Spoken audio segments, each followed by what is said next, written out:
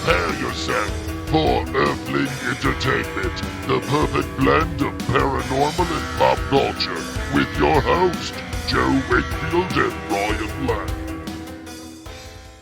Hello, and welcome to another episode of Earthling Entertainment with your hosts, Joe Wakefield and Ryan Lang.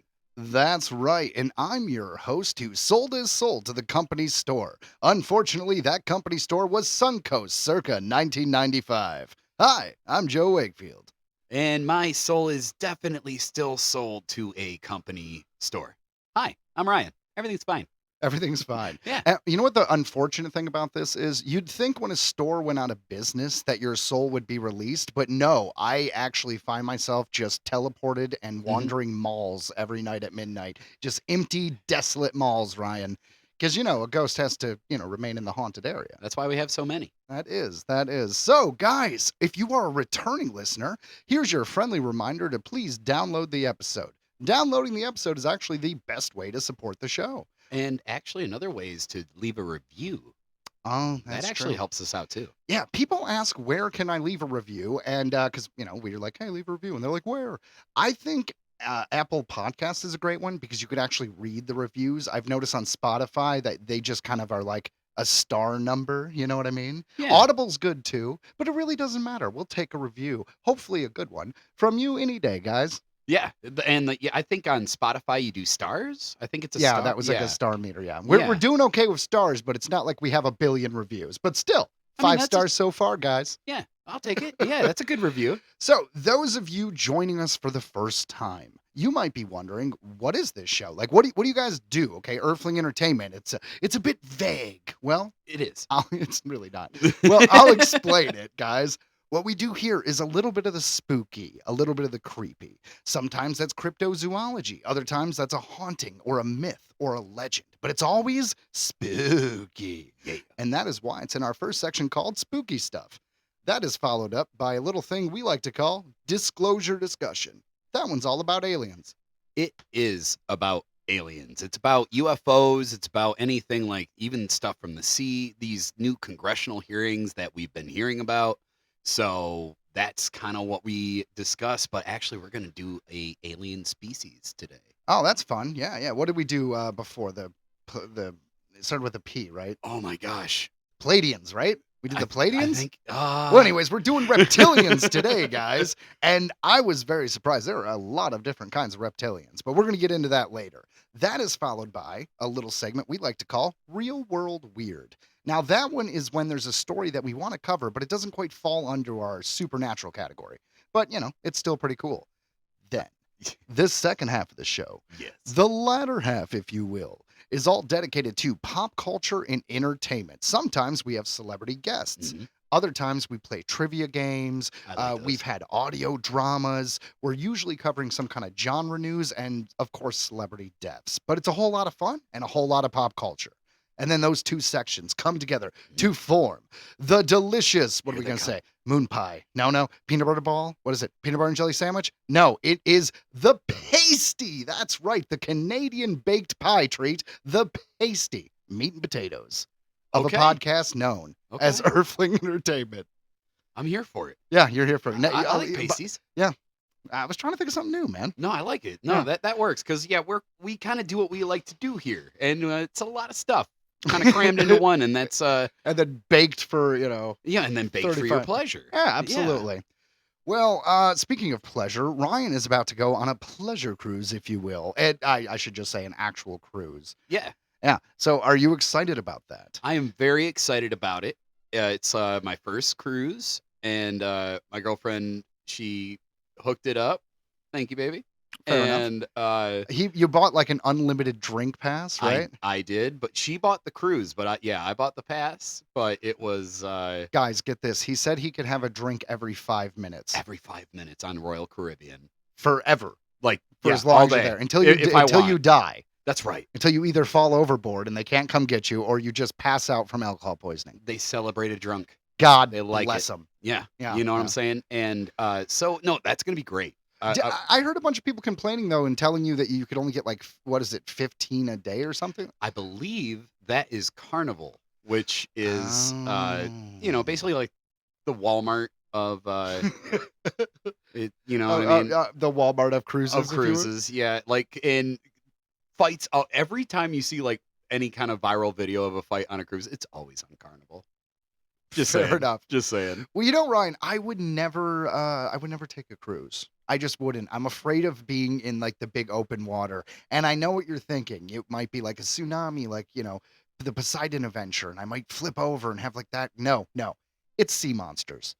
What I was do you about do? to say What do Cthulhu. you do, Ryan, in the middle of the ocean if there's something bigger than you and wants to eat you? You know what it reminds me of? The movie, I think it was 1998, Deep Rising. Did you ever see that film? No. Okay. So I don't remember if it was a cruise ship or it was just kind of a freighter, but a crew of people end up on this ship, and there's a sea monster that is eating everybody, so it seems like a ghost ship, and then slowly this monster starts killing everybody. Now they're like tentacle wormy things that are like coming through the pipes and popping out and just swallowing people whole.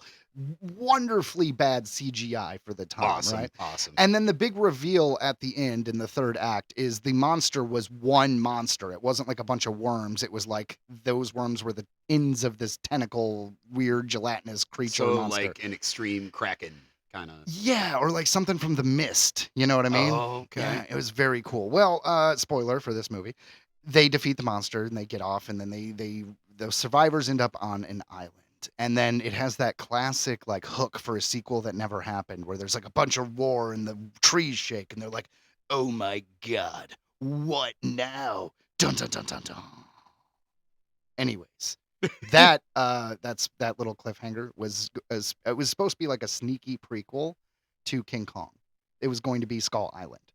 Oh. Yeah, that was the plan, and now they never did it. But back to this They movie. did do Skull Island though. Yes, but they never made this movie a prequel to Skull Island like it Okay. was going to be. Okay. I mean, I guess technically, no, that doesn't work at all. I'm sorry, Okay. Ryan. I'm Okay. sorry. All right. But the reason why I bring all of this up is I had this weird thing when I was a kid where if I was afraid of a horror movie or horror movie monster, if I was holding the VHS or DVD, then I wasn't safe.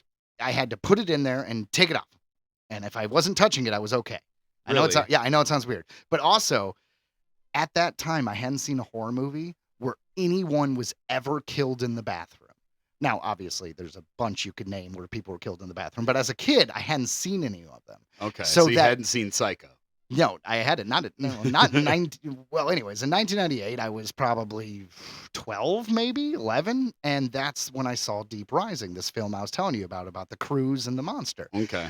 Their tentacles came up through the toilet in a scene in that film and killed someone. And from that point on, bathrooms were no longer safe. And Ryan, that is why I remember this movie for two reasons. It was very pinnacle in my life because now bathrooms aren't safe, and I should never go on a fucking cruise. Well, I don't know. I'm not gonna lie. The thought of being out in the open ocean is a little freaky. Right? I'm not gonna lie. I do. I have like a smidgen of like, I don't know if fear is the word, but anxiety. I don't know, because it is gonna be crazy. I've never done this. Oh, yeah. I mean, I don't want to fill you full of fear. I want you to enjoy yourself. But I know I will. But like, if you there is, ever like, want to a- murder someone, take them on a cruise and just knock them over. well, it's a good thing I have no plans on doing that ever. You So, don't know if she wants to murder you, Ryan. Things seem to be going well. For all you know, she secretly married you and has an insurance claim out on you. Well, we haven't gotten married. Yeah, no, I said secretly married you. Oh. There was this whole big story the other, I don't know, a few months ago. We almost covered it on the show. And it God. was this girl who convinced a judge to certify a marriage certificate. Like, I don't know what excuse she used. My husband's sick. He's in the hospital. He's in a coma, whatever the hell. But she legally was a stalker, like this guy's ex-girlfriend, and she legally married him. And he found out he was legally married to his stalker ex. Oh my God. I know. Well, Good thing your girlfriend is not like I was gonna that. say, I yeah. like her. She's very nice. Yes, she's very nice. Yes. Yeah, but no, I'm just running along with that, dude. Oh my God, that is petrifying. Right? Oh my God. Yeah. And I think we've both known people in our lives who have been manipulative, but that's a different level. That is a different podcast. True crime. No, an Earthling True Crime coming next year. Yes. We'd have to hire other people to host that one because I would have no interest. Yeah. No. So this, if we ever turn this into a podcast network. no, I'm I'm not necessarily lazy, but man, we do this every week. It's true. It's Like true. we're over 100 episodes. Yeah, it is. So, it is. Yeah. you know, So, in summation, Ryan, are you afraid of being killed by a tentacle monster while on the toilet of this cruise? not until now. Good. Then this podcast is doing its job. And part of its job is to inform all of you about brand new cryptids. Yeah. Which is what we're covering on this week's Spooky Stuff. That's right. Coming to you right now. Spooky Stuff. The Borrego Sandman.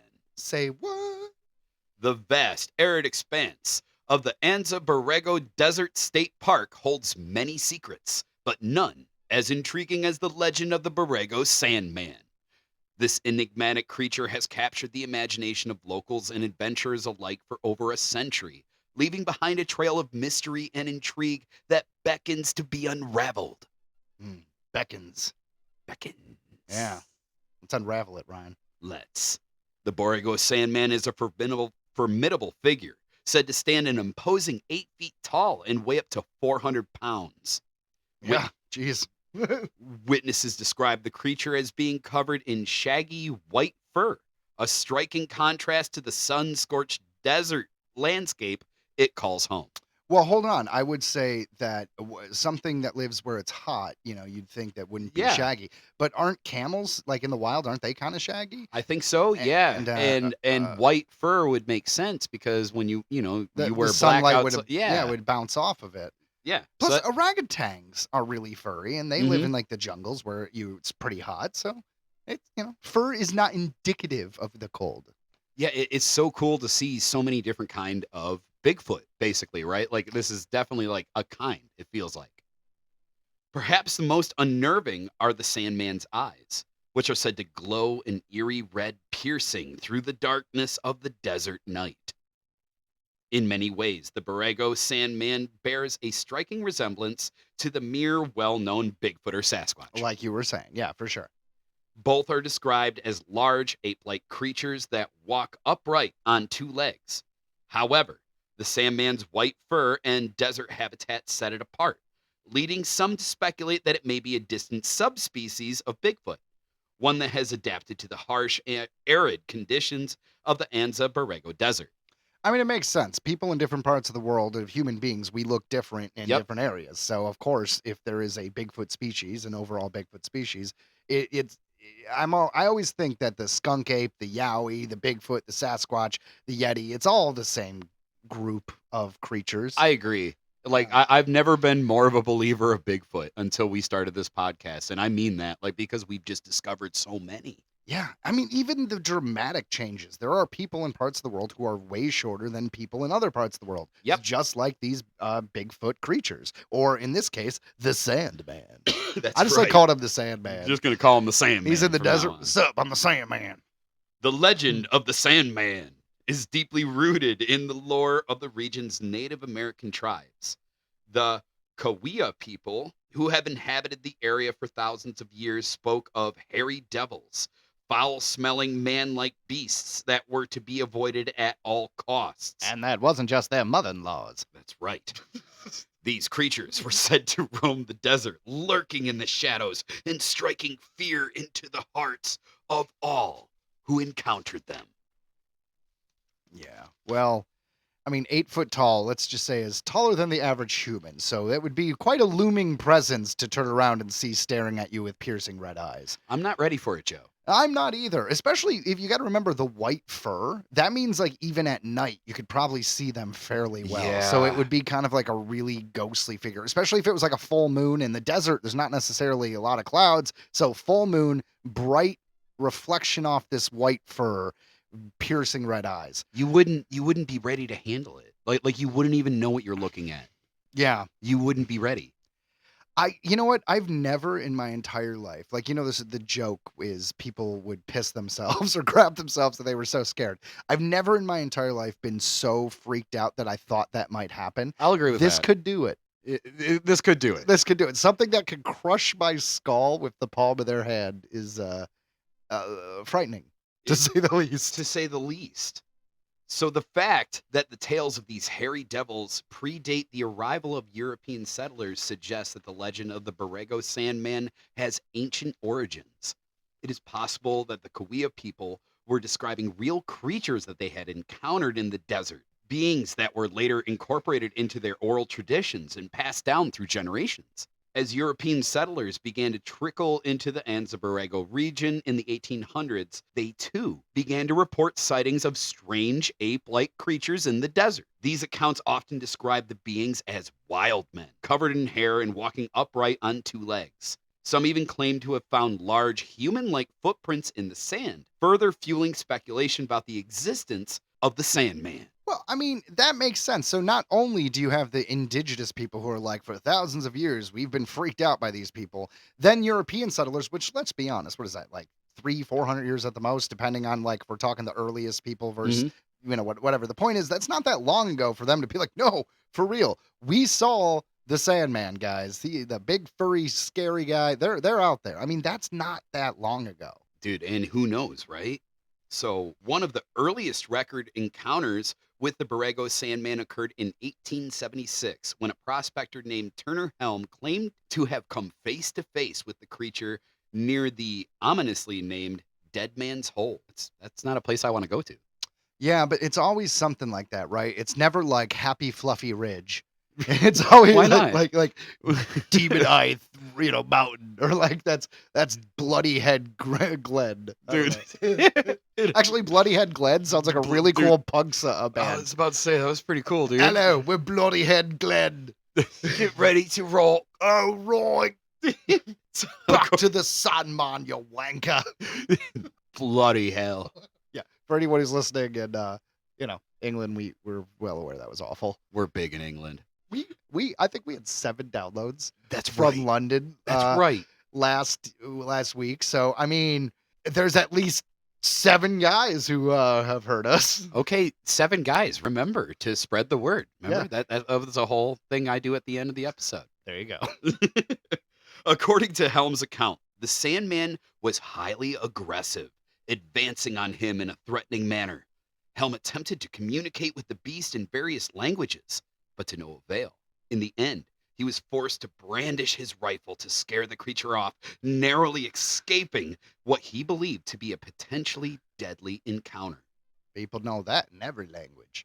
I'm remembered of I remember Benny from the 1999 I was Mummy thinking movie the same where thing. he's pulling out all the necklaces. He has the cross. He's speaking Latin. He's like, no, and then he pulls out David's star and he's speaking Hebrew. And then he pulls out, I assume, it was a Arabic one. language He had of to the get a few of them. slaves. Yeah, he had like 6 or 7 of them, Yeah, you had And- the language of the slaves. which would be Hebrew Yeah. because in ancient Egypt. Yeah. Yeah, there you go.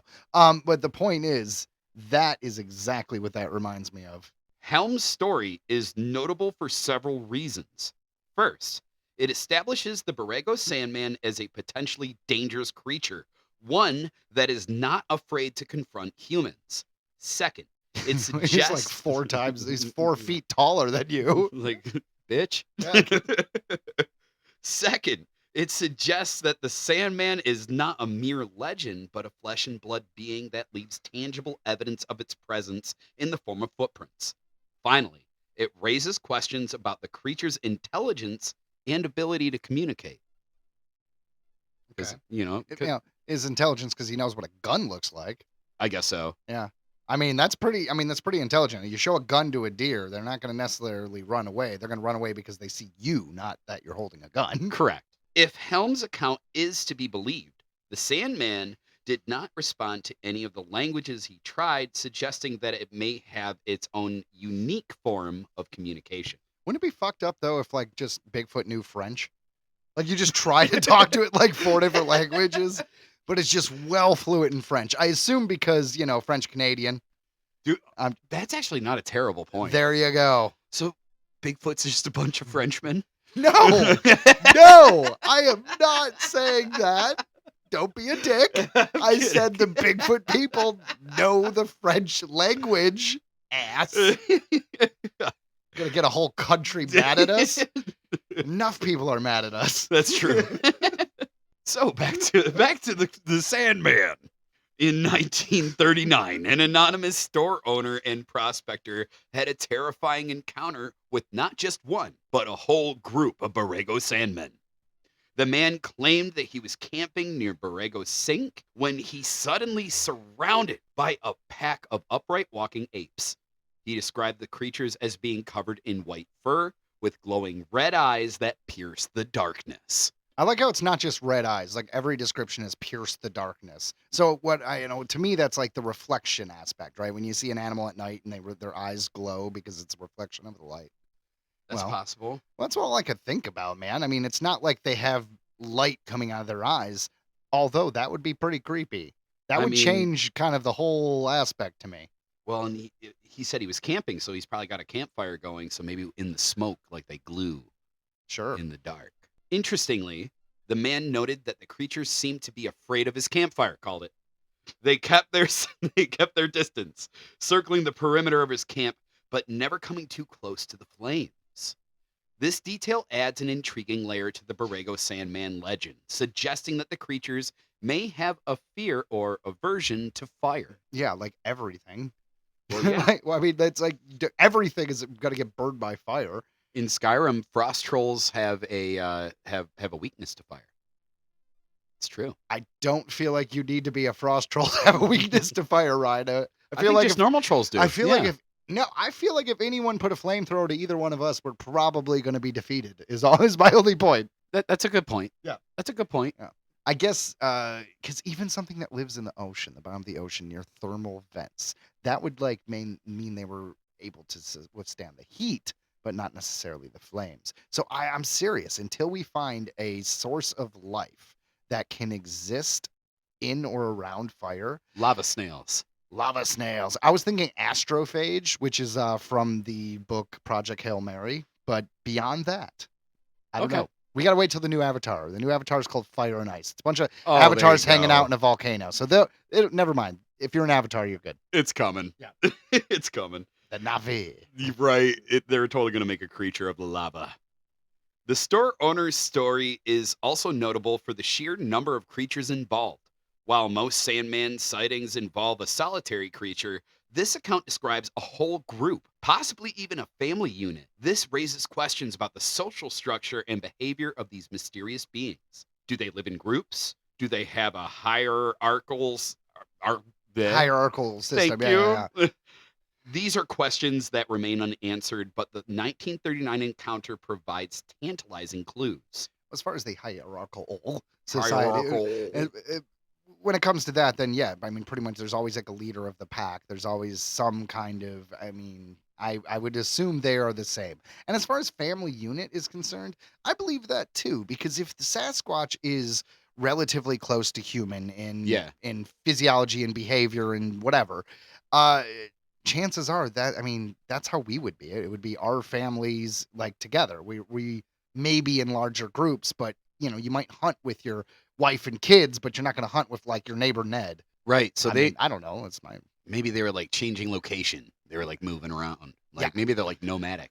well, that's what I don't know. I feel like I had a really good point, but it did kind of trail off into nonsense. So we'll just move on. Let's. Perhaps the most detailed and compelling account of the Borrego Sandman sighting came from Harold Lancaster. Oh yeah, Harold. We all know Harold. Yeah. Everybody has a Harold in their life. And I knew a lot of people who lived in Lancaster. Shot a couple movies there. Well, this Harold was a prospector who claimed to have had a face-to-face encounter with the creature in 1968. All right. All right, let's see. Mm. Lancaster was exploring the desert east of Borrego Springs when he spotted a large upright figure walking in the distance. At first, he assumed it was another prospector, but as he drew closer, he realized that he was looking at something far more unusual. Yeah. How close do you got to get before you notice that he's 8 feet tall?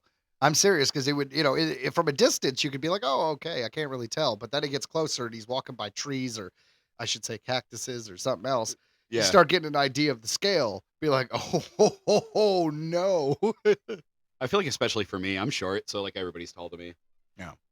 What do you think you noticed first? That it was unnaturally tall, or that it was like, covered in hair? Covered in hair. Covered in Probably. white hair, I'll yeah. probably catch that one first. I don't know. I might just assume he's in some weird like jacket or something for a while. So I might let the hair go until it's clear. That's that it's true, you, right? You'd think it was like some weird Like, camo. what the hell is he wearing? Maybe he's wearing like weird camo. Yeah. How the fuck did he get a mink jacket? And this was in the 60s, right? yeah, I mean, mink jacket. there was some silly things going on. Oh, with fashion? Yeah. Okay, yeah. For all we know, it could keep walking closer, and it's just a that's hippie. That's Mike Myers as Austin Powers, guys. It's Right. fine, guys. It's Austin Powers. It's Austin Powers. So, through his binoculars, Lancaster saw what he described as a real giant ape man. The creature was covered in hair and Fair walked with a lumbering gait, its long arms swinging at its sides, which reminds me of the classic video. Yeah. There's the swinging arms that are kind of like when they're hanging down from on each side, they kind of like it puts the hands kind of near the Mhm. knees. That's a very common look. Very. Lancaster watched in amazement as the Sandman approached, growing more and more nervous as it drew closer. Fearing for his safety, Lancaster drew his .22 pistol and fired a warning shot into the air. The sound of the gunshot seemed to startle the creature, causing it to jump and turn its head in Lancaster's direction. For a moment, the two stared at each other. Both of them rock hard.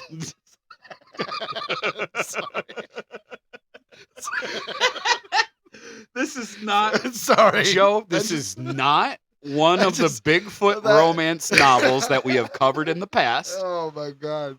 There is, and for those of you who missed that episode, yes, there is Bigfoot erotica is Bigfoot erotica porn. That is in you can get it on Audible if you'd like. Yeah, that's true. It's true. So, Anywho, in the end, no pun the intended, rear end. Lancaster chose not to shoot the Sandman, even though he felt that his pistol would have been little more than a pea shooter against the massive creature. Instead, he watched as the Sandman turned and fled, disappearing into the desert landscape as quickly as it had appeared. Dun, dun, dun, bum, bum, bum, chum, bum. Lancaster's encounter is notable for several reasons. First, it provides one of the most detailed descriptions of the Borrego Sandman's physical appearance, down to its lumbering gait and long swinging arms. Second, it suggests that the creature is not necessarily aggressive towards humans, as it did not attack Lancaster even though it had the opportunity to do so. Finally, it raises questions about the Sandman's intelligence and self-awareness. The fact that it seemed to recognize the sound of the gunshot and respond to it suggests a level of cognition that goes beyond mere animal instinct. I mean, I'd say so. I mean, you need a little bit of intelligence, but then again, just a big boom, it tends to scare But it animals. didn't run. It stood there and stared at him like, I know you could shoot me if I run. Yeah, fair enough. Like it knew what the gun could do. Yeah. And that, to me, that speaks volumes. Oh man, Bigfoot is such a huge cultural thing. Whether you want to call him the Sandman, whether you want to call him the skunk ape, I just love the Yeti. whole culture behind it. So guys, about a month ago, maybe 2 months ago, about 2 months ago now, we did the 3rd annual Cryptids and Paranormal Conference, and that was run by a really nice guy named Michael Doris O'Connor. Well, he hit me up the other day and just to let me know that he actually placed second in the Whitehall, New York Sasquatch Calling Contest. Oh, right. Yeah. All right. Where's So- the applause button? Yeah. Yeah. Yeah. No, we got to hear it. We got to hear it in person. Yeah, he was really proud of it. He's like, you guys want to hear my Sasquatch call? And of course we're gonna be like, absolutely, man. And he does it. And I mean, to be fair, I thought it was pretty good, and apparently so did some others. So yeah, he placed. I mean, it makes you wonder how cool of a cultural icon Bigfoot has become to where we still have these things. I mean, how could he not be real with everything that we know and everybody around the world having their own version of it? No, this is cool. Joe showed me the sign outside where they just did this event, Bigfoot Sanctuary. For centuries, local stories tell of sightings of giant hairy beasts that walk upright and leave huge footprints. Local law protects them. That's sweet. Yeah, absolutely. So the shout out to Michael Doris O'Connor, and congratulations on placing second in this Yeah. Bigfoot calling contest. I remember sitting there because I don't think I heard the initial him doing it. I heard it when he was doing it with that podcast from New York, forgive me, I will say it later when I look it up, because we met them. They were really cool. They were at the event. Yeah, And so what Ryan's referring to is while we were at that event, the third annual Cryptids and Paranormal Conference, there Yeah. was a group of people who were doing kind of their own news segments, and They were, yeah. we'll cite them later. But they were interviewing Michael, and he was demonstrating it. Yep, and I didn't know what was going on. I was just I was chilling in our booth, like, and all of a sudden I just hear him just. I'm like, what the fuck is going? I'm like, what's going on? And I'm like, oh, he's doing his Bigfoot thing. Yeah. He even, Because he had told me about it, but Yeah. he didn't do it for me yet. So man, he even grabbed a log and like hit the trees in the rhythm that this is how Nice. Bigfoot does the clacking. mhm. Yeah. Oh my God. What about this Sandman? Do you think he like hits cactuses or does he have his own communication calls? I think that they probably do their own thing. Yeah, You know what I mean? Like, you're probably right. because they're in a totally different environment, and it just makes sense that who knows, man. But what a cool cryptid, because you brought it up a while ago. You're like, let's do a desert cryptid, and I was like, yeah, that's a great idea. So I've been looking into it, and this one is the one that caught my attention because we did do a Bigfoot episode. Guys, check that one out. It turned out great, Yeah, it's called Earthlings Endorse Bigfoot. and Episode like 80 something. we somehow missed this guy. So the Sandman, bringing him in, Sandman. bring Nice. him in. Well, thank you, sir. But now, why don't we leave the Earth for a little bit and check out some alien stuff, some extraterrestrial stuff? Goodbye. Of course, I'm talking about our next segment, which is lovingly called Disclosure discussion. Ha ha ha ha. It's about aliens and stuff. Reptoids, aka reptilians, are believed to be a sapient humanoid race of bipedal reptiles which live secretly on Earth, often infiltrated and disguised among humans. Yeah. You remember those old videos where it would show like, Bush or Obama or whatever president, and they had like, Mhm. scales on their neck, or it's like, look in this one video, but he turns his head in such a way, and then you could see the lizard eye. Dude, the lizard eye. The I lizard remember eye. those. It was Yeah. like with like tons of different political videos and stuff. Exactly. So Yeah. the whole world being controlled by some kind of reptilian Illuminati. That's kind of part of this. That's definitely part of this. But you know what? That just scratches the surface. There's actually so much more, guys. Strap in. They exist in the mythology of numerous different cultures throughout history. They're still commonly reported in both cryptozoology and UFO cases that have been the subject of conspiracy theories and paranormal investigations for decades. Forever. Currently, there exist numerous hypotheses about the potential origins of these creatures, ranging from extraterrestrial to extradimensional to beings actually descendant from dinosaurs, which survived the Cretaceous of Paleogene extinction event. These intelligent creatures are said to be capable of infiltrating human society by disguising themselves, possibly to prey upon humans as a natural food source or to control their political and sociological development by assuming the identities of important heads of state.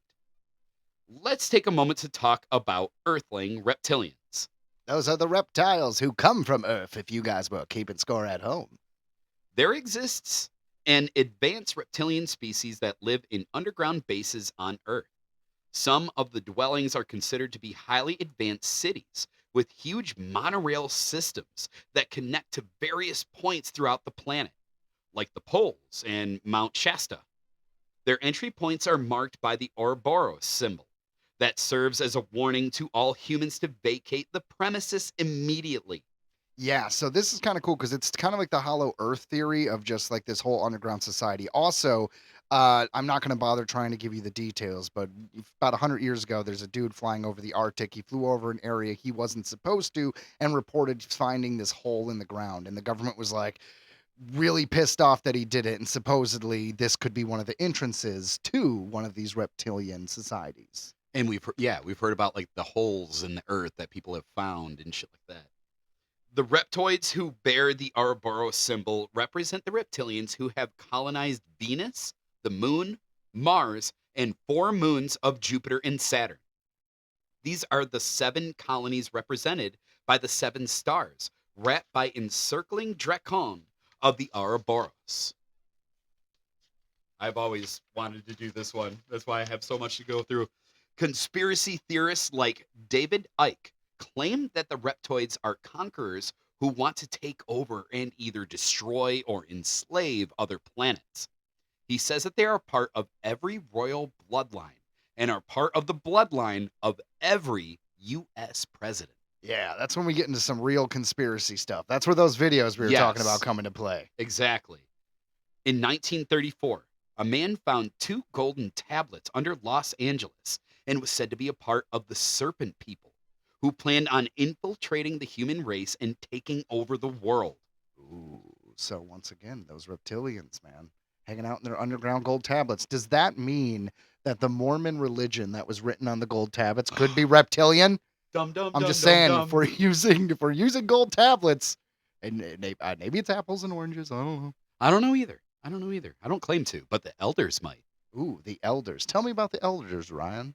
Perhaps another type of Earth reptilian are the most ancient of ancients and are the royal elite line of reptoid.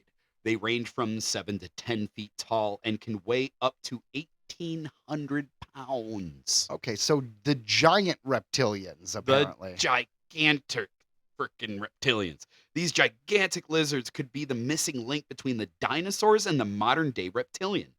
Or maybe they're their own separate species, comparable to lions and tigers. In any case, their appearance is what may have inspired dragons, demons, and devils in mythology and folklore. I absolutely believe that if some human back in the day saw a 12-foot tall reptilian creature, that he might write a story about a dragon.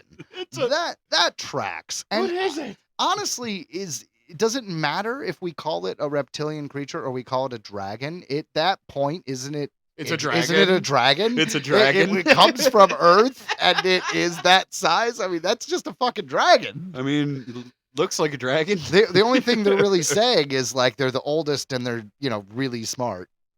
And Oh they- my God. And It's like, he was like on a pile of gold, and there was like a hobbit, like running around, but there's no one saying it's a dragon.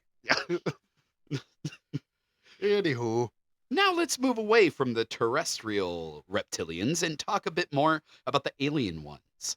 According to some researchers, the reptoids which evolved on Earth in the Cretaceous period were not the original race, but were seeded by a far more advanced race of interdimensional reptile beings known as the Tiamatians. Sure. Tiamatians. But that's enough about reptilians from other dimensions, and we're done. Yeah, we're gonna like those reptiles from another dimension. We're just gonna pop in and pop out. They're there, maybe, Yeah. evidently, So, supposedly. I do like that. It's just like there's one guy out there like, oh yeah, those reptilians on Earth. Yeah. You know what? They're not actually from there. They're from a different dimension. They were brought here by the Google Tiamatians. the Google Balloons. Don't worry about it. Don't question it. No further questions. Doesn't matter how we spell it. It's yeah. They exist. They're interdimensional. You'll never know. But that's enough about that.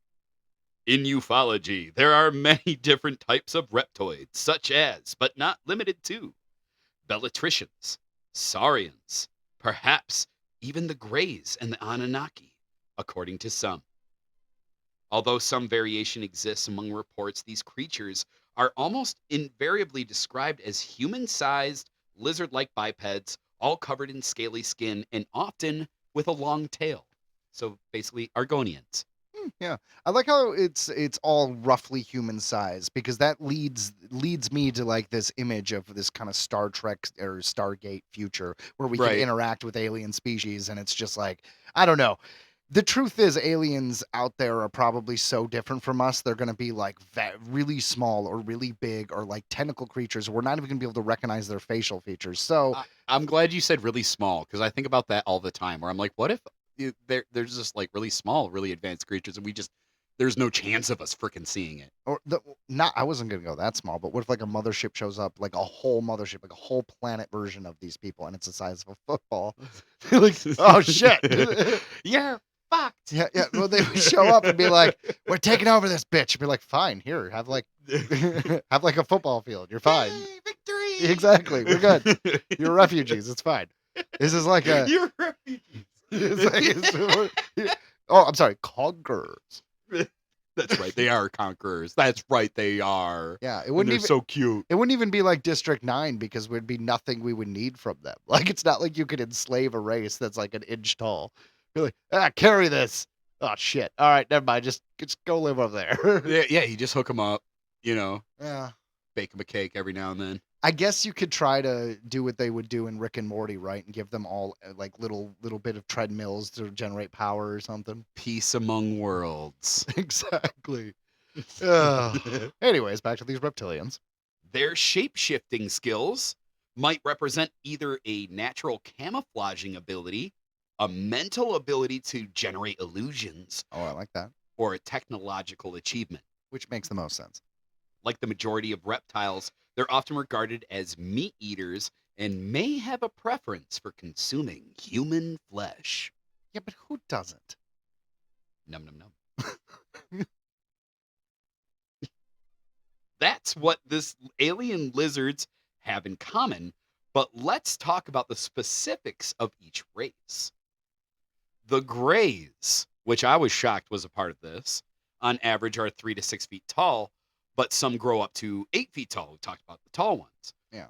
Which have been described as kind of mantis-like. So it's weird to hear them referred to as reptiles. But I guess they don't look reptilian, but there is what Ryan was about to tell you.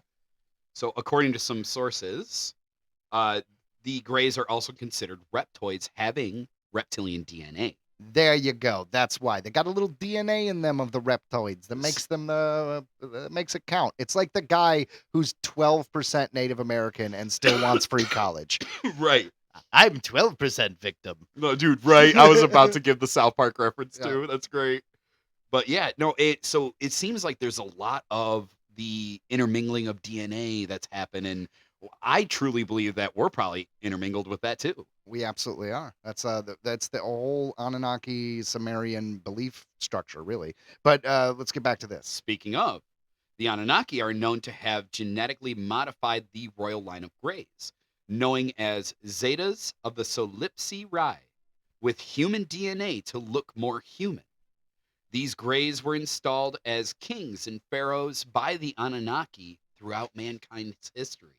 The Greys, who are inducted into the Orion program, otherwise known as Orion Greys, are under the direction of the Cabal, often engaged in abductions and experimentations. Yeah. So the enslaved ones, they are kind of jerks. Right. But the normal Greys, however, are originally known as Solipsi Rai, who are a benevolent and curious race when not indoctrinated, when they're not messed with. Yeah, exactly. They are thought to be more helpful in humanity's spiritual progression. Oh, that's nice of them.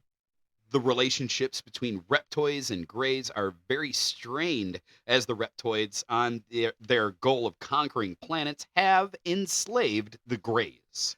Leaves a damper on the relationship. Yeah. Most of the time when people have been enslaved, they're not too happy with those who enslaved them. It usually goes hand in hand. Do tell. Yeah. Right? It's Understandably, to be understandably fair. so. Understandably so. Some associate the Anunnaki as being reptilian due to much of the reptilian influences observed in Sumerian culture. However, this may be a misclassification. The Saurians describe the Anunnaki as being tall, white, blonde, blue-eyed, a description that's not typically befitting those of reptilians. Yeah. So obviously they're not reptiles. Speaking of Saurians, let's dive into those lizard aliens. The Saurians have ties to human history and have influenced our religions. They have been living amongst humans since the beginning of their inception.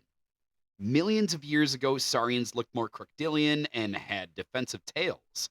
As they evolved, they became more human-like, having mostly lost their tails and some even developing hair follicles, mainly on the scalp. Their evolution has not only made them intelligently superior, also they're apparently telepathic. Oh, that doesn't hurt. They are said to have brought civilization to humanity. The Saurians do not like the Anunnaki. They objected to the Anunnaki genetically modifying Earth humanoids to become more human than human. That's literally what it says. More human than human. So that's all I think of as white zombie. And what they're referring to there is the story Zachariah Stitchin said about the Anunnaki is that in ancient Samaria, basically the Anunnaki showed up and they needed gold. So they bred DNA with what was monkey type human hominids and created modern day humans. And they basically bred in us a love for gold, which is why today we still value gold, according to him. But basically, they made us into a slave race, and that was how humanity was created. So, if all of these different reptilian creatures and their stories, their intertwining tales are true, then these guys were like, hey, quit doing genetic stuff. Quit messing with these monkey people. Don't make slave races. That's not good. I mean, you can argue that they had a good point. I don't know. I like Jurassic Park. I was gonna say we're doing pretty cool. Yeah. Da-na-na, Monkey Earth, da-na-na, you're Thank welcome, da-na-na, Thank Anunnaki on an elliptical orbit, coming to kill us. Thank you, Anunnaki. And when you come back, please be merciful. Probably not. You can have all my gold. I don't think any. Because of the apparent dislike for them, it is suspected that the Saurians may have been the beings that the Anunnaki enslaved for 2,500 years, known as the Watchers. Yes, yes. So in all those ancient Sumerian tales, when you saw those creatures, those lizard-like creatures, perhaps it wasn't the Anunnaki, and that is why the Anunnaki were mistaken as lizard when they were blonde hair, blue eyes. No, it was these guys, the enslaved race, the Watchers. This could be why Sumerian culture was filled with religious reptilian artifacts. Yeah, Interesting. Yeah. That's what I was laying out for you, bud. Some sources claim that the Draconians, aka Dracos, represent the Saurians that left the Earth to colonize the Draco constellation, eventually giving rise to the hostile Draconian Empire. However, it's more likely that the Draconians are a completely separate extraterrestrial race due to their hostile ways. The Draconians are the largest of the reptoids. They are anywhere from 14 to 22 feet tall. That's a huge bitch. Which is really large compared to most other reptoids, with the exception of Earth's the Elders. Yeah, but even them, they only got to like 12 feet. So the smallest one of these guys is still bigger than the tallest elder. I can't help but make another Rick and Morty reference. Isn't there an episode where like literally dinosaurs like went off to other planets? And so this is literally like that's so funny. To be fair, the dinosaurs leaving Earth in spaceships. I remember a book when I was a kid in elementary school, and it was a story of that. So this is not a new thing. There was even, God, it could have been. We're back. We're no. Well, I mean that Was was it? a weird. What are you talking The about? Steven Spielberg? Yeah, no, movie? I know what Yeah. We're Back is, but that had nothing to do with them Bring leaving back in the rock. That they never went on it. All right. Never mind, guys. You really did throw me, man. You're good at that. I am so good at that, and I love it. I'm proud of that ability. It has been John Goodman was in Your Back. That's right. We're back, yes. Yes. It has been claimed that these sinister creatures are literally sustained by the fear of the races they have subjugated, and that they particularly enjoy feeding on children. Like a Kardashian. Additionally, they have been described as a hive-based society, with the warriors being ruled over by a seldom-seen elite caste, which never leaves their capital world. This elite is sometimes depicted with wings, similar to the aforementioned elders, or dragons. Yeah, because if you're from Earth and you're a giant dragon, you're just a dragon. You're a fucking we don't need to call you a reptilian. You're just a fucking dragon. That's not my name. The stars, Bowen. The stars. So I really love Dragonheart. You know they made 5 of those. It's not important. Continue. Oh my god, it's so important. Draconians also typically operate from subterranean outposts and are masters of conquering worlds by secret manipulation of figureheads. So yeah, there you go. A plethora of reptilian species. Which ones are real? All of them? Some of them? Do we really live in a Game of Thrones type universe filled with ambitious lizard man conquerors? Who knows? We're just asking questions. That's right. We're just asking questions. And it's really funny because obviously anyone who follows anything spooky or reptilian has heard of the reptilians before. But I think it's great because there are so many different versions and species, whether one exists and the rest are lies, or they all exist, much the same way as religion. It's just kind of funny that I've heard different things that were relating to all these different species, and they kind of melded in my head as like one thing. So to me, I've had a false idea of conflicting information about reptilians because I'm like, wait, no, they're from Earth, but no, wait, they're from space, and wait, they're from a different dimension, but yeah, different wait, dimension. they're yeah. actually called this, but they're that, and then the Anunnaki, but the Greys, but it's the turns out all of it's true. Well, when it comes to war and stuff, obviously these people are like warlike people, like a lot of them, and it's like they've been enslaving people and for hundreds of thousands of years. It's crazy. The idea is because a lizard is primarily, eating meat and is a predator, that if there was a species, which, apparently there's a lot of them, that are reptilian based, that they would also be predators. And it makes sense. It's just nature. Humans are predators, but we're just kind of different kind of predators. We're predators that lie to ourselves and say we're not predators. But if any giant lizard comes up to you, there's a good chance it eats meat. There's a great chance, honestly. Yeah, no, I'm not looking forward to the day that the reptilians do present themselves to us all and just kind of break the fourth wall and are like, here we go. I've mentioned it before, so I'm not going to get too much into it. But if you'd like to hear if you'd like to watch a really good reptilian story, look up the original miniseries V and its sequel V Final Battle. There was a mid 2000s remake of the show, but that wasn't as good. Well, go check out the original V, not the television, but the miniseries V and V Final Battle. That'll tickle your reptilian itch, I will say.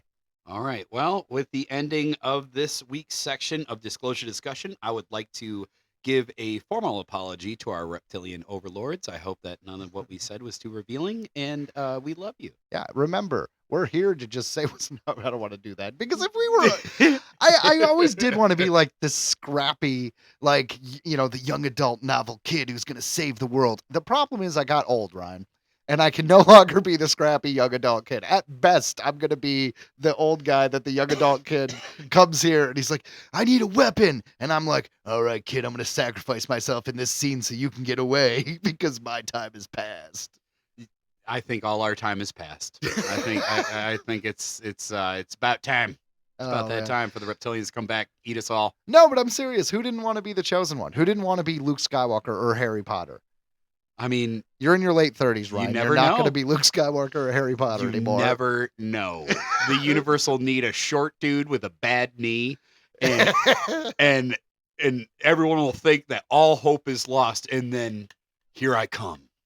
Ryan, here I come. Your best to save the day. Ryan, your best bet would be a situation like The Last Starfighter, where aliens put out a video game in order to see if you had the skills to help them in a galactic war. But for you, it would be extra dimensionals, and it would be Skyrim, and you'd be whisked away to a world given a sword, and they're like, all right, you proved you can do this in the game. Go fight that goblin. Go fight that dragon reptilian thing. Plug me in. Let's go.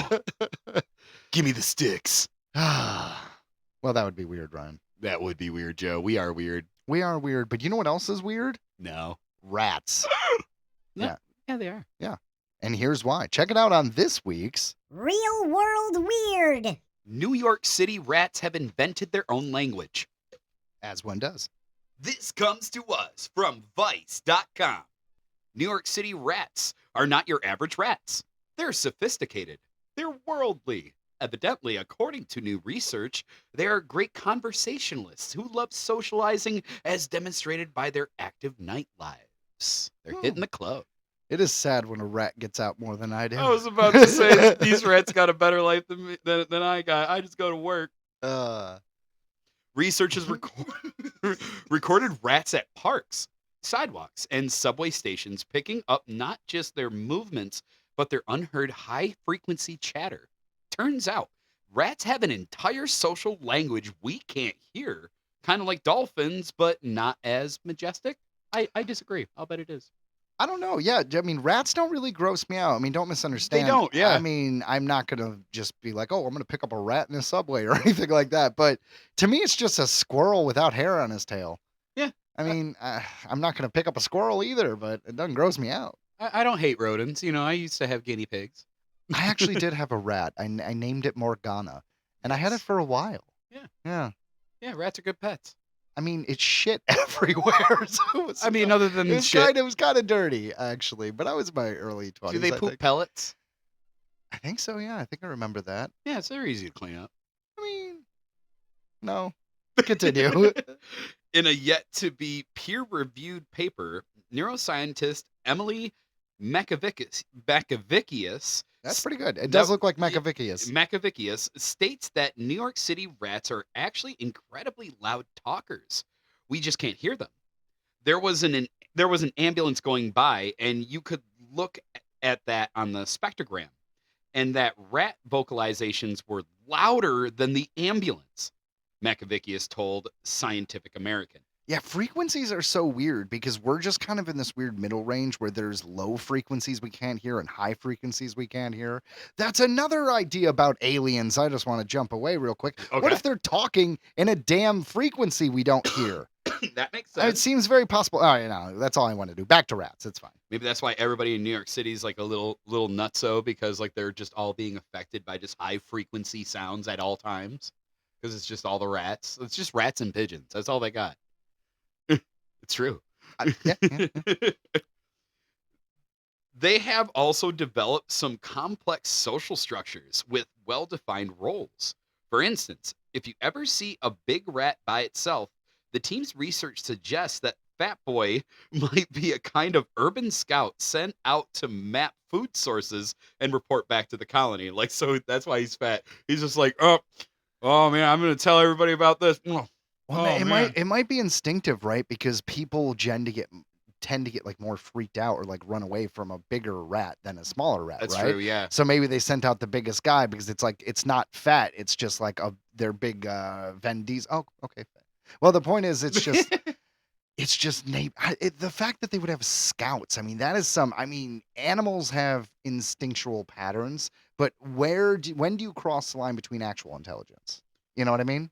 Like- I don't know how to answer that. Yeah, Right, who right. knows? Like the wolf pack hierarchy, is that all instinct or are they actually talking? Like these rats seem to be actually talking. They have jobs, Ryan. He Well, goes yeah. to work like you. Well, they've made it this far. Rats have been around forever. Yeah. So these rats are specifically Rattus norvegicus. Norvegicus. That is so hard to say. It's probably Latin. Those are the brown rats that booted out black rats back in the 1700s and have since genetically adapted to New York's concrete jungle. After 500 generations, their heads are different, their brains are sharper, and their behavior is tailored for navigating diverse dangers of big cities. They're just as well suited for snagging a improperly discarded pizza crust. We all remember Pizza Rat. Oh yes, Splinter. Yes, that's right. just a single dad trying to feed his kids. You know, I really did like that pizza rat situation because it had the meme of the rat moving along the big piece of pizza, and there were so many New York Ninja Turtle Yep. comments that Yep. I don't know, it just put a smile on my face. That's all I'm right. saying. That's Yeah. right. They're a family. He was just getting them pizza, you Yeah. know? As a kid, I just assumed every sewer was like in the Ninja Turtles in New York. And it's because in New York, obviously, it's a very, very old city. And having like these giant tunnels that you could walk through isn't normal for most cities. Like, What? yeah, I know. You're wrong. I was so disappointed as No a child when way. I found that out. I refuse to believe that. Yeah, I'm not going to let that wonder be taken away from me. fair enough. The difference would be in situations where they have a bunch of tunnels for flooding waters that you could walk around those tunnels. I don't know. That's right. That's right. And there's mysterious train stations that are just out of nowhere for no reason. Well, yeah. Yeah. There actually is. They have abandoned stations and things in the subway, yeah. See? There's whole So homeless... Ninja there is. Turtles was right. We could I don't know if we're gonna go that far. But there's entire homeless communities that are actually in abandoned subway tunnels. Like there actually are societies of mole people. Nice. Yeah, we'll talk about it in a later episode. I'll look it up and Ooh. we'll come up with a good article or something. That'll be a good one. Anyways, back to pizza rats. Thermal footage showed young rats moving in groups, still figuring it out, while veterans alone with a purpose. One rat in particular, observed by a team, was even appeared to play dead after a train passed, which feels kind of creepily advanced. But also, the train doesn't care if you're dead or not. So if it was playing dead, was it doing so in response to the train, or was it cleverly using the train as an excuse to play dead because it knew the researchers were observing it? I think the chances of that is a big train goes by and a rat doesn't know if it's alive or dead, and it's just like, oh my god, predator, I'm dead, don't worry about it. I think the idea that the rat was smart enough to know it was being observed, and it's like, I'm gonna fuck with these humans, is probably slim to none. No, they knew. They knew. The funniest part of the whole study has nothing to do with the rats themselves, but how New Yorkers, Mekavicius, and the team encountered along the way volunteered rat hunting advice. Friends and random passerby would offer tips, rat stories, and even suspected rat locations as soon as they learned about their research. Here's a quote. "Oh, if you want to see rats, come to this place. I see them. They're as big as cats. They do this, they do that. They chew through steel." Mekavicius said, "The rat scientists aren't the only rat experts in town. It's New York City. There's a rat expert on every corner." I mean, that does make sense, right? Like, there's so many people with different stories, and it's like we didn't even have to really research. We asked Craig, and then the story, Craig told Terry, Terry told Jim, and next thing you know, we had 100 locations on a map. Yeah, the rats are really bad. Rats are really It's bad. like they're all over here. But can you imagine that? Like, think about this, dude. This is an actual language. Now, whether or not they're intelligent, we're not saying, but there is a call and response. Yep. There is some There's a kind reason of they're doing it. organization. Yeah, they've adapted. Like it said, 500 generations. If there was 500 human generations, we might adapt to a situation that we were otherwise not used to. No, yeah, 100%. And like I said, it's not like I'm reminded of Dr. Doolittle, where he's like, "What do you think barking is, an involuntary spasm?" And I always think about that because it's like these animals, they are communicating 100%. We have no idea. But you know what? I think we deny it. I think we don't want to know, because if we start thinking that these animals are actually talking to each other and actually have some kind of like culture of their own, then we're going to feel bad about eating them. That's the bottom line. We're going to feel bad about being predators. We're going to feel bad about destroying the ocean and burning down the forests. If we think squirrels and their families are getting destroyed and they actually are sentient creatures, that's why most religions say that animals are understudies. They are here to serve us. They don't matter, because, well, if we start worrying about it and everyone, yeah, that's just my theory. I don't know. It could be true. It's just no one wants to be killed. It's kind of like everyone would probably be vegetarian if they saw how meat was processed and made, which is why, personally, if you are vegetarian, great. I like eating meat. I don't want to watch those documentaries. I'm pretty much on the same boat as you as well. It's like, because you start thinking about that, and it's a nightmare show. You replace any animal processing plant with humans and the humans with aliens, and suddenly you got a horror movie. And dude, the horror movie would be like that animals were able to talk and then we could not. Well, that's just Planet of the Apes, bud. Oh, okay. Yeah. That's right. Planet of the Rats? That'd be interesting. Dude, Planet of the Rats. Yeah. Or Food for the Gods. That's an old movie of giant rats. Watch that one. It's very, it's awesome. It's awesome in its own way. It's mystery science theater awesome, if you know what I mean. I bet I'm delicious. So, guys, if you think Ryan is delicious, you might like Freehold Ghost Tours from New Jersey. Check out this quick ad. The historic town of Freehold, New Jersey is known for many aspects: a tight community, the talented Bruce Springsteen, beautiful architecture, and structures tracing back hundreds of years. We are even home to a famous teenage witch and her sassy black cat. Most importantly, we are known for the Battle of Monmouth, which is credited for turning the tide in the American Revolution. What isn't commonly known is, for some places in Freehold, their old residents never left. Freehold Ghost Tours takes you on a leisurely walk through downtown Freehold and shares with you dark history, hauntings, and legends of our beautiful town. Stories consisting of true accounts from current and former residents and business owners, snippets of the past left behind by the living and the dead. Come hop on the Dark History and Hauntings of Freehold tour. Dates and spots are limited. Tickets can be purchased on freeholdghosttours.com. That's freeholdghosttours.com. With ghost stories, history lives on forever. Earthling Entertainment Special Report. 1. Reading Rainbow returning with Michael the Librarian hosting. 2. Spider-Man Beyond the Spider-Verse has a new release date of June 18th, 2027. 3. Scientists name newly discovered furry deep-sea coral after Chewbacca. Score 1 for the nerds. 4. Spirited Away returns to theaters October 18th through October 22nd. 5.